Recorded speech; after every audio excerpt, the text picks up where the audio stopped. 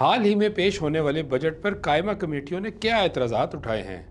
حکومت نے مالی سال 2026-27 کے لیے ایف بی آر کو 15 کھرب روپے ٹیکس وصولی کا ہدف دیا ہے، لیکن قومی اسمبلی اور سینٹ کی قائمہ کمیٹیوں نے اس پر کئی سوالات اٹھا دیے ہیں۔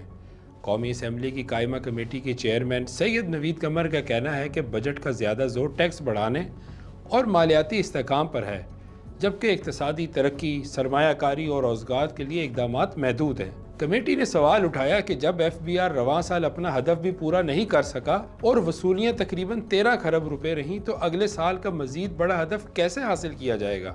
اراکین نے اس بات پر بھی تشویش ظاہر کی کہ ٹیکس نیٹ بڑھانے کے لیے بنیادی اصلاحات کے بجائے صرف نفاذی اقدامات پر انحصار کیا جا رہا ہے۔ کمیٹی نے نئے ریٹیلر ٹیکس اسکیم پر بھی تحفظات کا اظہار کیا اور خبردار کیا کہ اس سے ٹیکس نظام میں بگاڑ پیدا ہو سکتا ہے۔ دوسری جانب سینٹ کی قائمہ کمیٹی نے بھی سپر ٹیکس کو سرمایہ کاری کے لیے نقصان دہ قرار دیا گیا، جبکہ بعض ارکان نے ایف بی آر کے اہداف حاصل کرنے کی صلاحیت پر بھی سوالات اٹھائے۔